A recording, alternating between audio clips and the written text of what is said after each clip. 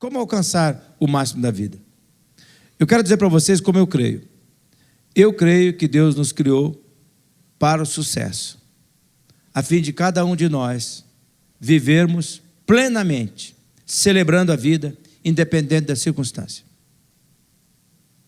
Eu creio que Deus nos criou para a gente varrer da nossa boca frase como assim: está difícil, não aguento mais. Não, pastor, Deus é bom, mas está difícil. Não combina Deus é bom com está difícil.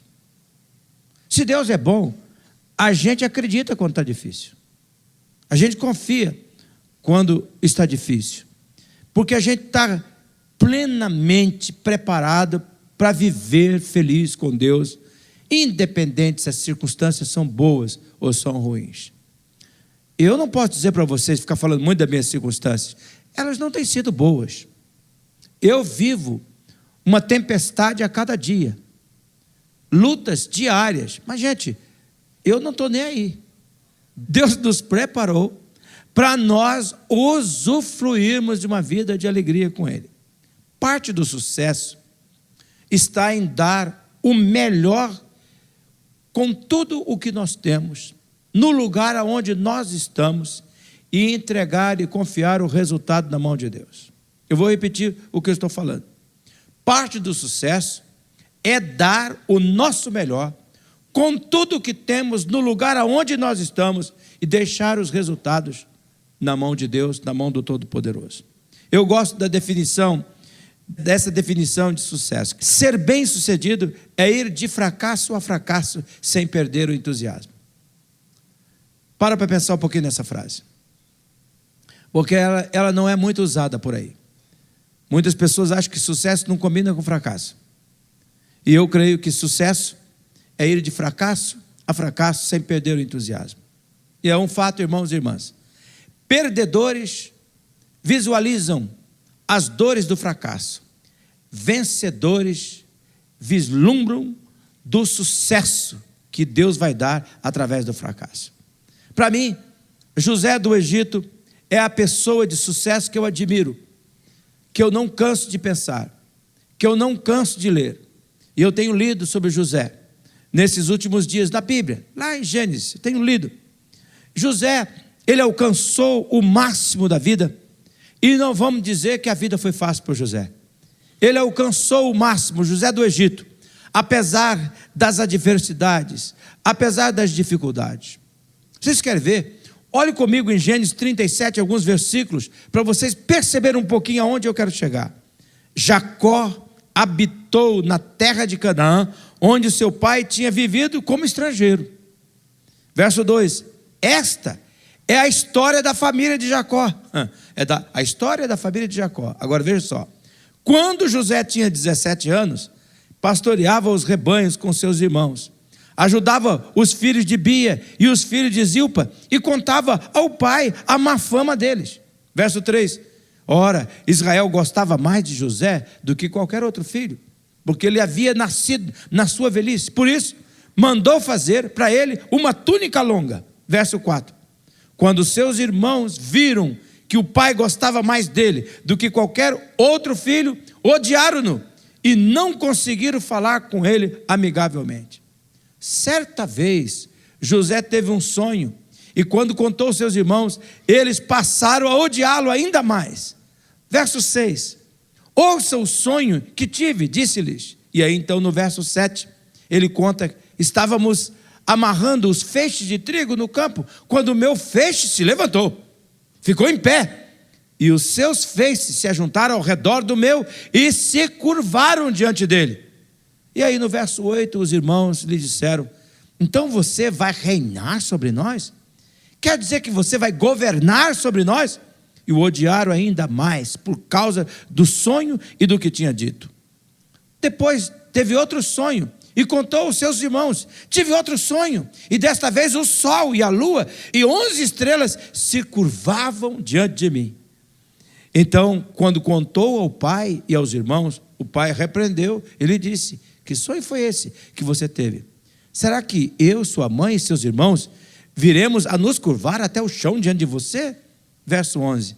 Assim, seus irmãos tiveram ciúmes dele, O pai, no entanto, refletia naquilo. Acho incrível isso daqui, porque vocês sabem a história de José. Os irmãos dele se dobraram. O pai também se dobrou diante de José.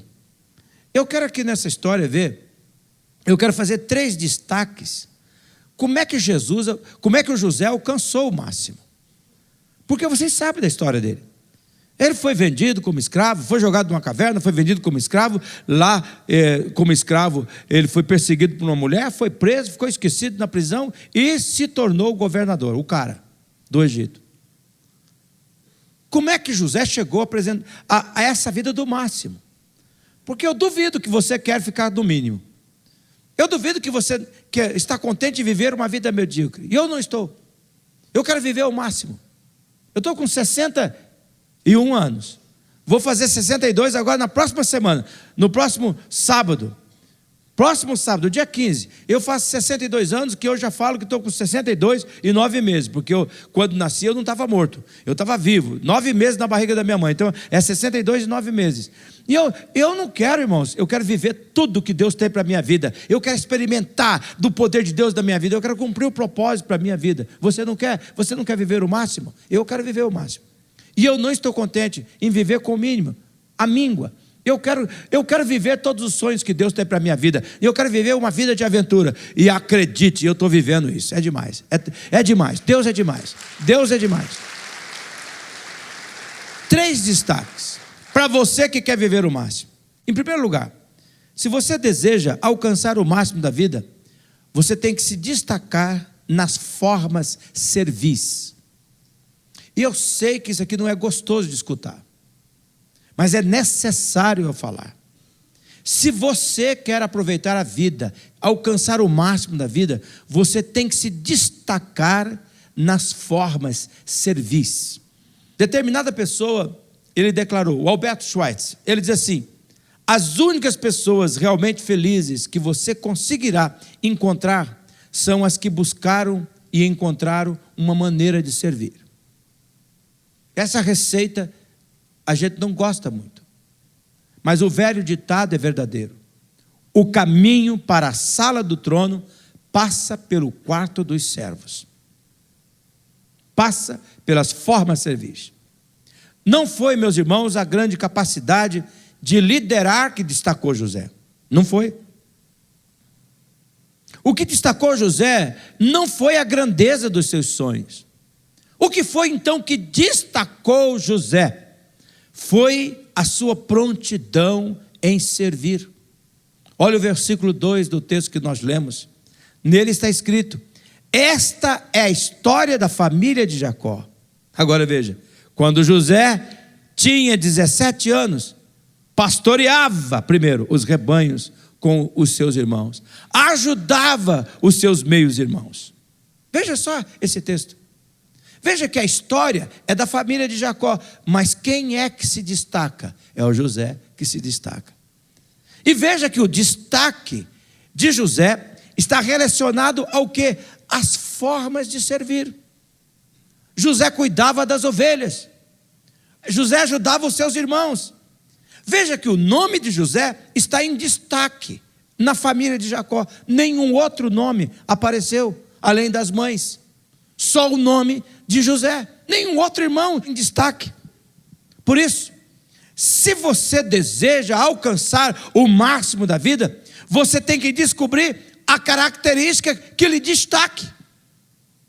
José gostava de servir. José gostava do trabalho. José não tinha o foco em si mesmo, mas José tinha em servir as pessoas, em suprir as necessidades.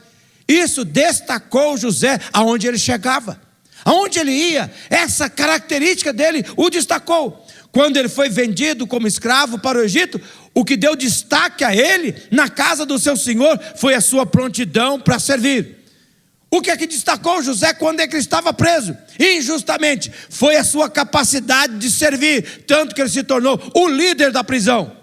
O carcereiro entregava tudo na mão dele.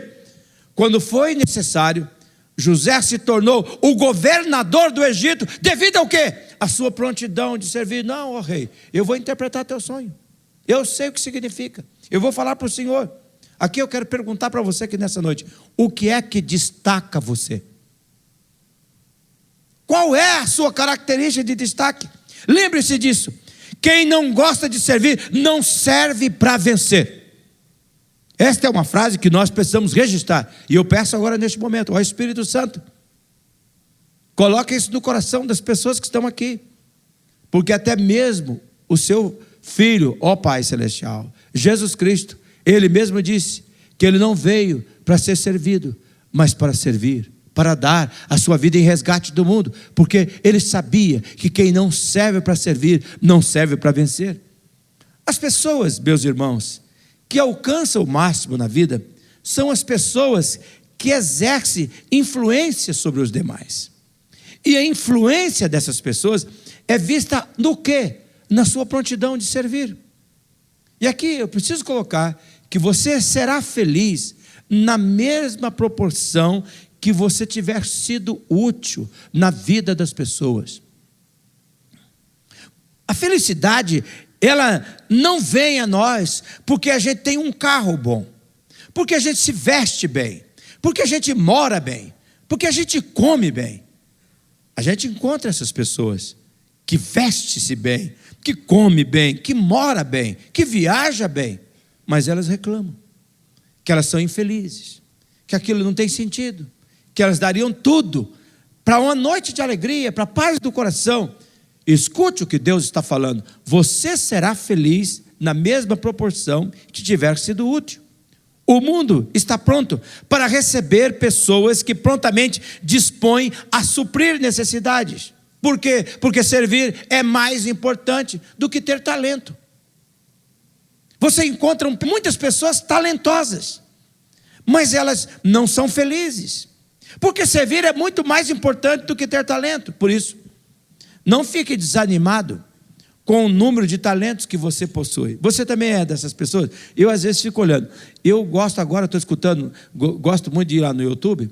Eu fico pensando nessas pessoas que fazem destaque, né? Esses dias eu estava escutando lá o tal daquele André Bocelli, aquele homem cego que canta, que é uma coisa incrível. Ai, que raiva. Eu fico assim olhando para ele assim: eu queria tanto ter esse talento, eu queria tanto esse talento.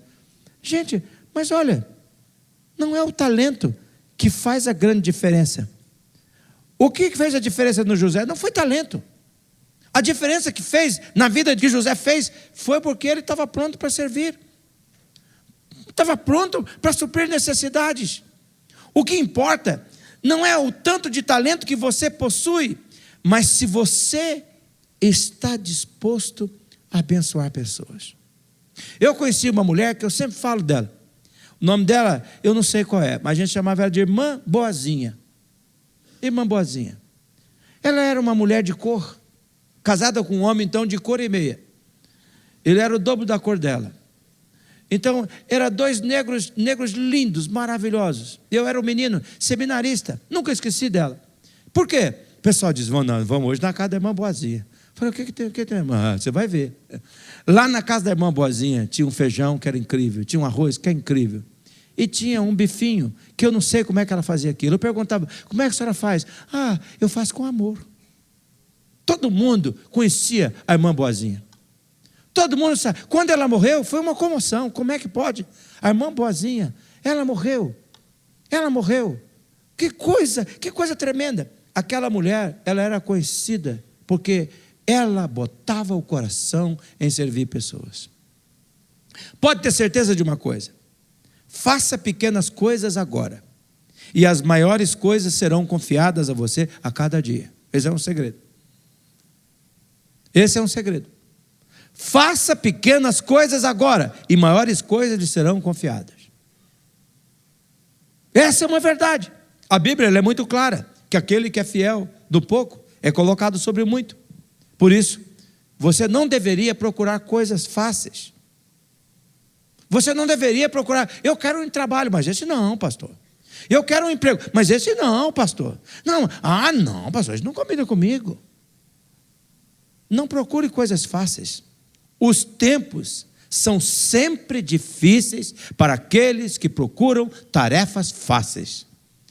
Então, para alcançar o máximo na vida, Descubra quais são as necessidades que estão em volta e trabalhe para suprir aquelas necessidades. Não importa se você vai ganhar alguma coisa, se você vai ser conhecido, não importa.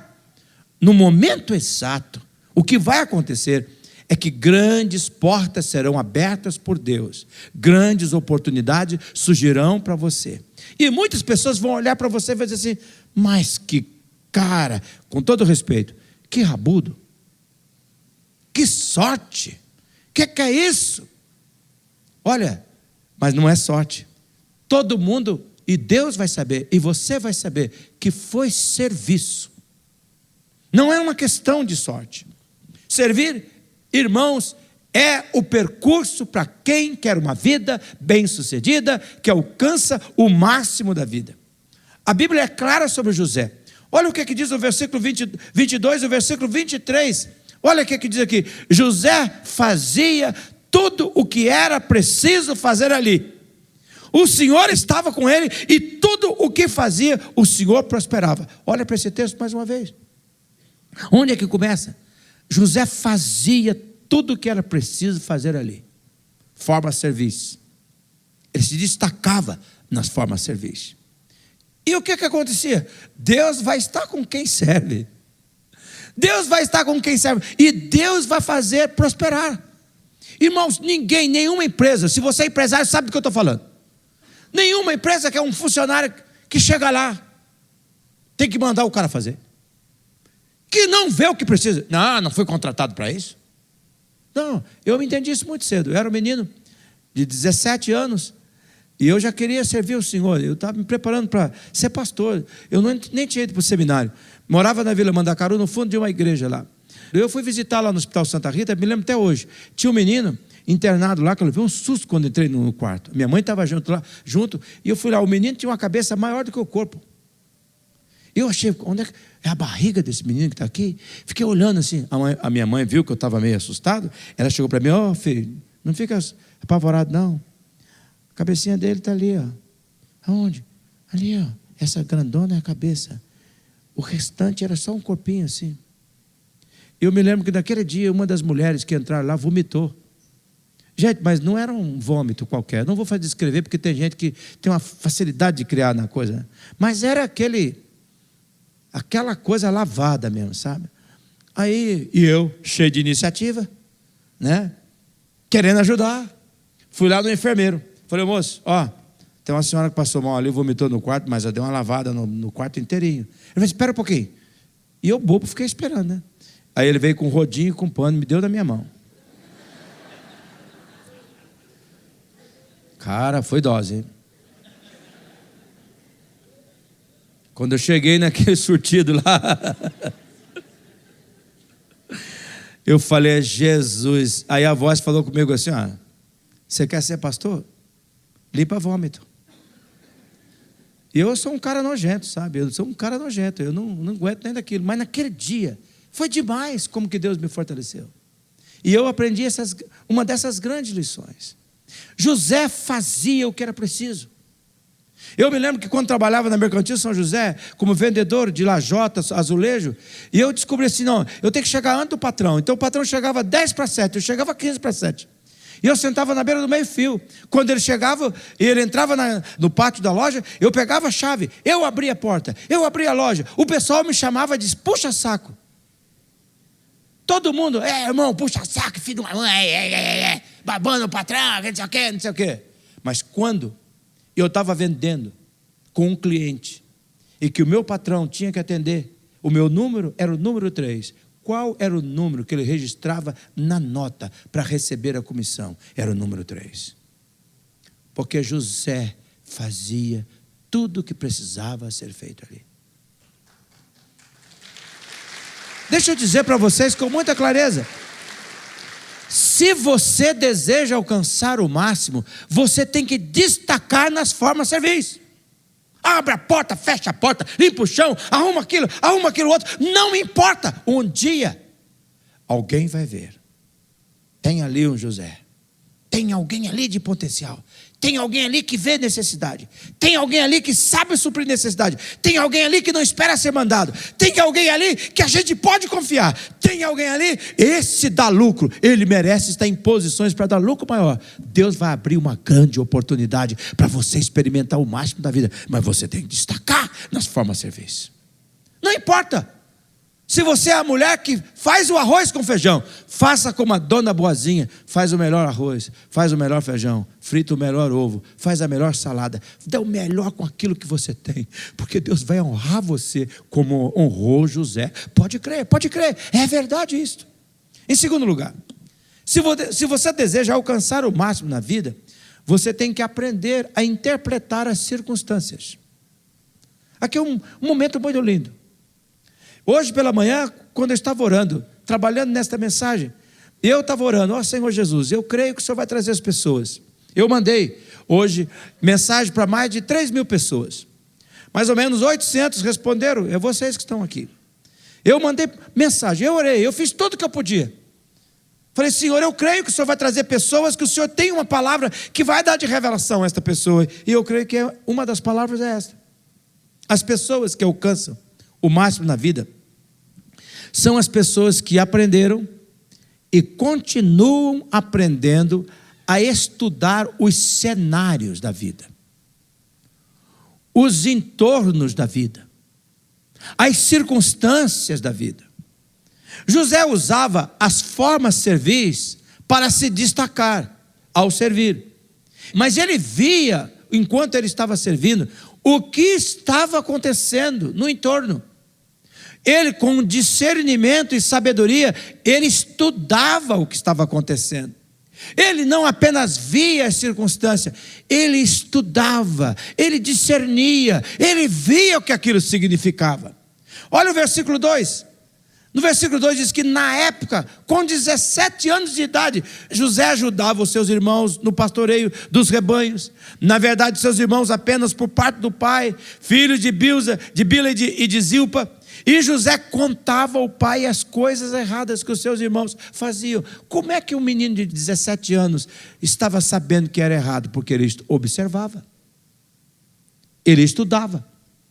Ele não apenas estava ali deixando que as coisas acontecem. Bom, eu sei, talvez você, como eu, quando olhei para esse texto, pensei, mas que fofoqueiro esse filho da mãe do José, que dedo duro esse miserável.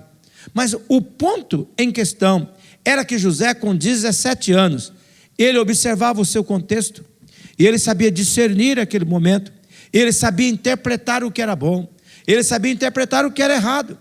Ele sabia ler as circunstâncias e discernir bem o que era um procedimento que ele deveria adotar e qual era o procedimento que ele deveria rejeitar, que não prestava. José já havia aprendido que nós devemos analisar aquilo que acontece conosco. Ele já tinha o conhecimento do seguinte princípio que está em Eclesiastes, no capítulo 7, no versículo 14, que diz: quando os dias forem bons, aproveite-os bem, mas quando forem ruins, considere, analise e estude. Escuta o que Deus está falando aqui nessa noite. José não deixava os acontecimentos da vida apenas acontecerem. Ele cuidava a conduta, ele estava estudando a conduta das pessoas nessa situação, e ele aprendia com aquelas situações. Ele aprendia o que deveria agregar à vida e o que deveria se afastar dela. José estabeleceu a postura de aprender com os erros dos outros. Você é uma pessoa assim? Ele definiu a atitude vencedora do conhecimento acumulativo. Eu tive um cachorro chamado Boris. Se um dia você quiser entrar, vai lá no meu Face e procura fotos do Boris. Tem lá um álbum do Boris. Era um cachorro lindo, um York, cabeludo, tudo aquilo que eu queria ter de cabelo, Deus deu para aquele cachorro. É incrível aquele cabelo, caído para lá. Ele fazia assim, para lá e para cá, assim, o cabelo, blá, blá, blá, blá, blá. E York não tem pelo, é cabelo mesmo, aquela uma coisa. Só ele levava ele lá no... Não é no salão dos cachorros, como é que fala o negócio de que lava o cachorro? Como é que é o nome? No pet shop, aí ele voltava. Ele vinha, aquela coisa magnífica. Aquele cachorro era incrível. Saudade. Poxa, quando ele morreu foi terrível, foi difícil, né? Foi difícil demais. Né? Mas eu estudei o Boris. Ele era burro. Que cachorro burro? Porque ele via eu pegando os palitinhos dele, os biscoitinhos dele lá, ficava na altura dele, estava lá, guardadinho lá. E ele ficava para mim. Eu tinha que ir lá pegar para aquele burro daquele cachorro. Eu disse, tá aí teu palitinho. E ele, contente. Se é eu já aprendia. O palitinho está ali. Disfarçadinho, eu saí assim, quietinho. Quando eu não estava lá, eu já sei onde é que fica o palitinho. Nunca o Boris roubou nenhum palitinho. Por quê? Porque ele não tinha conhecimento acumulativo. Não se ofenda. Você é um Boris da vida que não estuda a situação, que não aprende com as coisas que acontecem. Não agrega. Não tem conhecimento acumulativo. As coisas acontecem com você e você está repetindo o mesmo erro. Bobona que cai na conversa, na lorota do sabidão. É um bobão que acredita e fica de quatro e passa para trás o tempo todo. Por que você não acumula conhecimento daquilo que Deus? Porque você não olha para a circunstância, aprendendo, considerando o que Deus está querendo falar comigo. Não fica ofendido comigo, irmãos. Eu estou tentando passar para vocês as besteiras que eu já cometi, por falta de acumular. O Boris não sabia acumular. Mas você não é o Boris. José, ele estabeleceu essa postura de aprender com os erros dos outros. Ele adquiria conhecimento, ele acumulava conhecimento, ele interpretava a circunstância, ele aprendia com ela, ao invés de desesperar-se com elas. Ele sabia ponderar a vereda dos seus pés com base naquilo que estava acontecendo. E a Bíblia, ela é muito clara sobre esse princípio em Provérbios capítulo 4, no versículo 26, onde diz: pondera a vereda dos teus pés e todos os teus caminhos sejam bem ordenados. Olha que texto fantástico. Pondera, avalia, aprenda, interpreta os cenários, estude as circunstâncias, veja o que elas estão dizendo a você. Aqui eu pergunto: você sabe interpretar as circunstâncias ao ponto de saber o que evitar na vida, o que você não deve de maneira nenhuma pegar? Ou você tem repetido os erros?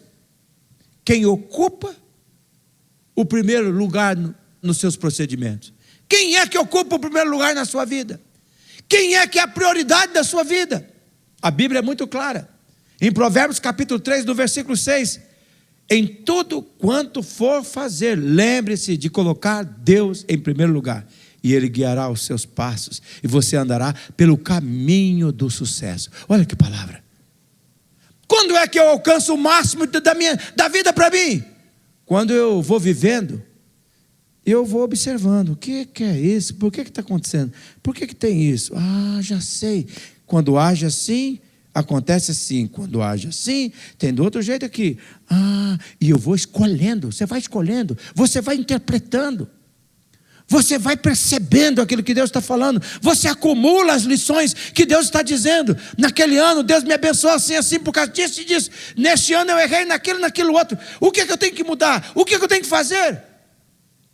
Nós temos que aprender a interpretar as situações. Neste momento, Deus está falando conosco. O que as tuas circunstâncias estão dizendo? O que Deus está colocando, falando com você neste momento? Se você colocar eu em primeiro lugar, pode ter certeza, diz aqui, você andará pelo caminho do sucesso. Você vai aproveitar o máximo da vida. Em terceiro lugar, se você deseja alcançar o máximo da vida, não deixe a adversidade paralisar você. Não deixe. Tem gente que quando passa por uma crise, paralisa. Por uma situação, paralisa. Não consegue reagir, não consegue fazer. José, ele era um camarada que se destacava através do trabalho de serviço. Mas ele crescia porque analisava os cenários. E ele alcançou o máximo da vida porque ele não se intimidava com as adversidades, com as dificuldades. Nesse mundo, nós sofreremos, primeiro, devido à presença do pecado, nesse mundo caído. O pecado sempre vai gerar dor, gente. É devido à presença do pecado que nós sofremos adversidades. E muitas dessas adversidades são oriundas, primeiro, da nossa limitação humana. Da nossa limitação humana. Nós somos pessoas limitadas. Tem outra fonte da onde vem esse sofrimento, da maldade das pessoas. Gente, por mais que a gente seja bondoso, tenha uma atitude positiva com a vida, tudo, mas não dá para negar, tem gente que é do capeta, gente. O que é isso? Tem gente má, mas tem gente muito má. Tem gente que eles vão te falar, como é que pode? Tem gente que não fura o olho da gente porque a gente é mais rápido. Mas tem gente que tem ruindade do coração. E não estou falando para você se achar que o olho gordo pega na gente, que aquela inveja pega. Na verdade, estou falando de maldade mesmo. Tem gente que, olha, denigra a gente. Nunca te viu, nunca falou com você, mas escutou um fofoqueiro dos quintos dos infernos falar uma coisa de você, e eles começam a passar aquilo para frente. Gente, o Facebook, as redes sociais é uma coisa de gente do capeta, gente. O que tem de gente ruim? Porque tem pessoas que elas olham para a gente assim, elas imaginam que se estivesse no lugar da gente, elas seriam todo aquele tipo de pessoa. E ela então começa a falar, não, aquele ali é assim, aquele daquele jeito, daquele outro jeito. Gente ruim, tem gente ruim. Então, a gente sofre pelas maldades de outras pessoas. E outro tanto de sofrimento, de dores, virá a nós por causa do diabo. O diabo é contra nós. E o diabo não é contra nós, não é porque você é uma pessoa famosa, porque você é uma pessoa especial, não, porque você é mais especial do que os outros, não. O diabo vem contra nós por causa de Deus. O diabo sabe que Deus nos ama. E o diabo sabe que a única maneira de atingir Deus é ferir quem Ele ama. É por isso que o diabo vem contra nós. Por isso que ele levanta contra nós. Mas seja de onde for a sua dor, a sua adversidade, você não pode permitir que o sofrimento, que a dor paralise você. E eu vejo aqui que José é um exemplo disso. No versículo 4 do capítulo 37 que nós lemos, nós vemos que quando os seus irmãos viram que o pai gostava mais dele do que qualquer outro filho, odiaram-no e não conseguiram falar dele amigavelmente. Você vai descobrir uma coisa na vida, que quando você dá certo na vida, vai ter gente que vai odiar você e não vai falar de você amigavelmente. Você não pode deixar isso paralisar você. Você não pode deixar isso tocar em você. Que pena que você está me odiando. Mas teu ódio vai ficar só em você, não vai me atingir. Eu não estou falando amigavelmente de mim. Deus conhece a verdade. Eu não tenho que dar resposta. Deus conhece a verdade. Veja que mesmo assim, como nós vemos na história, José não deixou o ódio dos irmãos paralisá-lo. José sofreu com as ações do ódio dos seus irmãos, mas ele não deixou o ódio entrar dentro dele. Quando ele foi jogado dentro de uma fossa para morrer à míngua, ele não permitiu que a fossa entrasse dentro dele. Quando ele foi perseguido por uma mulher impura, ele não permitiu que a impureza daquela mulher entrasse dentro dele. Quando ele foi preso injustamente, ele não deixou que a injustiça entrasse dentro dele. José não permitiu que a adversidade o paralisasse. Ele não ficou sentado no canto dizendo, você viu, aqueles meus irmãos que eu ajudava desde pequenininho, cuidado, eles falam de mim dessa forma, você viu, que vida dura. Ele não era um chorão, que pegava o outro ali, você viu, o que fizeram comigo, que injustiça. Não era assim, José não era assim. Ele não ficava dizendo assim, olha, me jogaram naquela fossa, vocês não aparecem, eu tinha morrido, eu tinha passado, amigo, olha lá, ainda bem que vocês apareceram, vocês viram como é que a vida tem sido dura comigo. Ele não ficou lá também reclamando. Quando aquela mulher safada queria de tudo quanto é jeito levá-lo para a cama, e ele corria dela por ser fiel a Deus e ao marido. E quando ele estava preso lá também, ele não entrou em depressão. Por que ele está em depressão? A vida é difícil comigo, tudo para mim dá errado. O cara azarado que era José, o que é aquilo? Que cara azarado. Todo mundo ia dizer assim, José é um cara azarado, esse cara tem que morrer mesmo. Estava na casa do pai, os irmãos perseguiam. Jogaram na cova, passou um cara vendendo, tiraram o dinheiro dele. Lá, foi lá a mulher, estava no bem bom, a mulher, querendo, agora está lá preso, esquecido. Vai morrer a míngua. Quem não sabe interpretar as circunstâncias e o poder de Deus, ia dizer assim, José estava cada vez mais perto do trono. José não permitiu que a adversidade o paralisasse. Irmão, irmã, talvez a vida tenha sido dura com você, ninguém nega isso. Mas não é uma questão de dureza, é uma questão que você não pode usar as dores para paralisar você, o sofrimento para largar você. Não, reaja. A cada vez que José agiu desta forma, as adversidades geraram nele uma força ainda maior. Para ele, que nós cantamos aqui, abre as asas, eu vou voar para o melhor de Deus. É para se tornar o governador de Egito. Aqui fica clara uma lição que eu quero destacar. Uma pessoa bem-sucedida é a que faz tudo o que é capaz, com tudo que possui, no lugar onde está. Dá uma olhadinha nessa frase, analisa ela, por favor. Você está fazendo tudo. Você faz tudo o que é capaz, com tudo que você possui no lugar onde você está, não importa que lugar. Aquela firma não vai dar certo, essa família não vai dar certo, não tem futuro nesse casamento, não tem futuro naquilo outro. Deus está dizendo que está fazendo o teu melhor, com tudo aquilo que você tem, no lugar onde você está. Ao invés de José deixar a adversidade paralisá-lo, José usou a adversidade para quê? O que José fez com as adversidades? Primeiro, José usou a adversidade para torná-lo mais forte. José usou da adversidade para torná-lo mais forte. José, a cada adversidade sofrida, mais forte como pessoa ele se tornava. José usou a adversidade para adquirir maior resistência. Me diga uma coisa, você está se tornando cada vez mais uma pessoa melhor. Porque não adianta você ter um carro, ter uma casa, ter aquilo tudo, se você não está se tornando uma pessoa melhor. Porque a pessoa que você vai morrer e vai chegar diante de Deus é você, mas ninguém. Se você não está se tornando uma pessoa melhor, com mais resistência, está errado. Os chineses têm um provérbio que eu gostei demais. Eles colocam assim, que a pedra preciosa não pode ser polida sem fricção.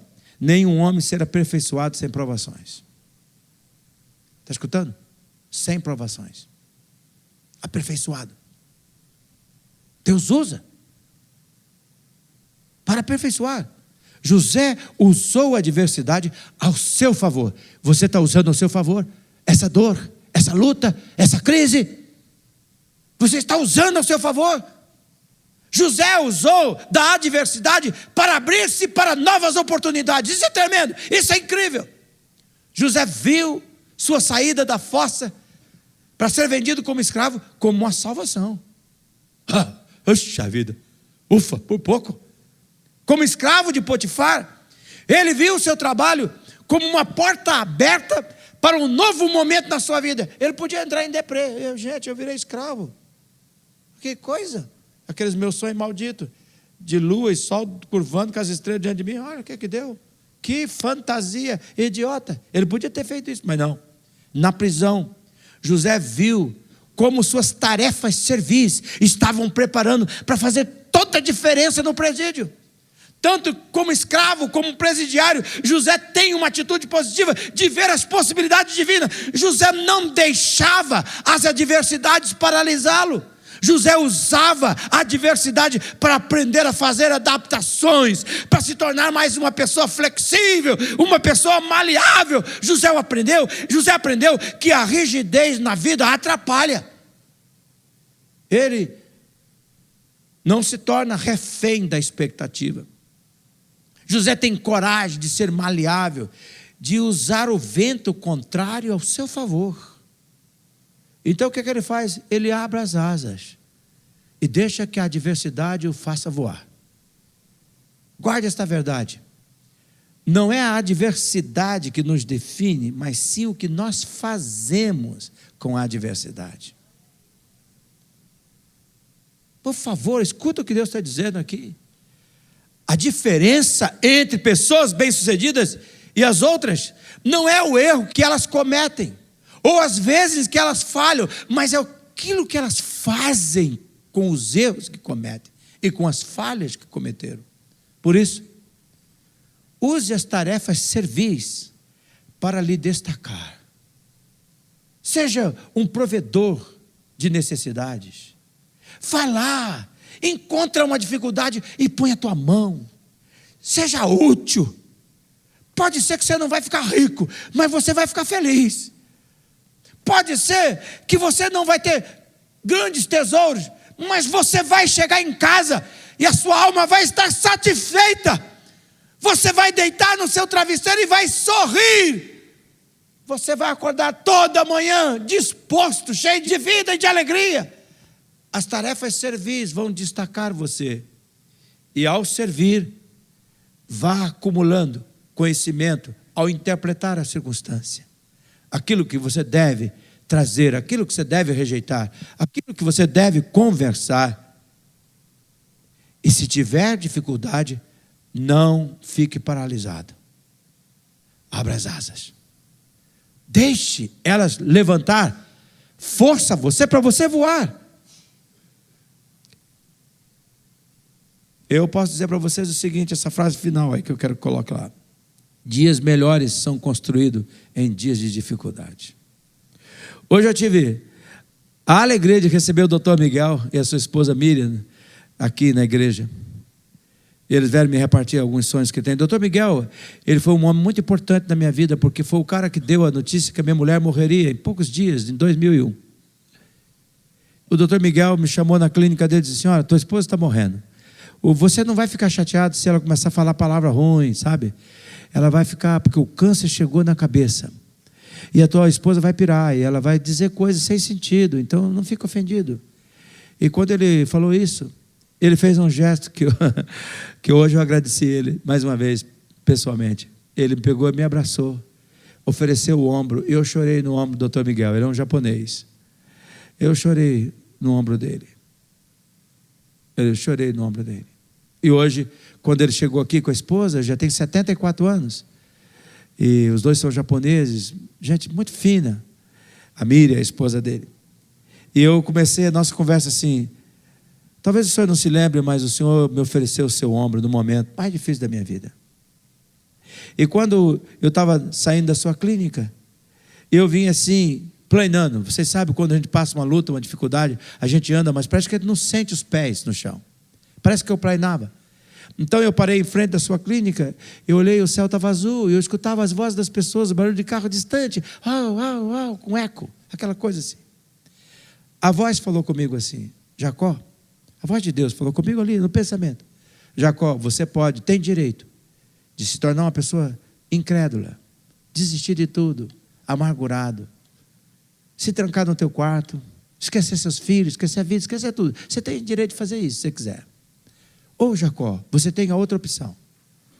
Você pode confiar em mim e pode acreditar que eu vou lhe ensinar muitas lições lindas, e você pode ajudar as pessoas, e você pode vivenciar dias melhores, se você quiser. Naquele dia, eu me lembro, eu respirei fundo e disse: eu vou ficar com a segunda opção, Senhor. Eu vou aprender as lições, porque eu acredito que dias melhores são construídos em períodos de dificuldade. Quando a gente coloca a vida na mão dele, ele faz isso. A gente alcança o máximo da vida. Eu queria desafiar você nesse momento a fechar seus olhos. Eu queria que você analisasse seu coração. Você está se destacando nas áreas servis? Você está vivendo, olhando as circunstâncias e estudando, interpretando ao ponto de acumular sabedoria? Você, escute nesse momento. Deus está falando com você de maneira muito clara, momento de Deus para a sua vida. Senhor Jesus, nós entregamos a palavra, Senhor. Eu peço, Senhor Jesus, que o Senhor traga no coração dessas pessoas essa certeza que se o mar escurecer, se a vida endoidecer, se as circunstâncias enlouquecerem, Senhor Jesus, nós não precisamos ficar paralisados, Senhor. Nós podemos confiar em Ti, porque o Senhor é um Deus que cuida de nós, Senhor. Ó Deus, toca do coração, aplica essa palavra no coração de cada pessoa aqui, Senhor, para que eles possam aproveitar o máximo da vida. Missionária Central de Maringá.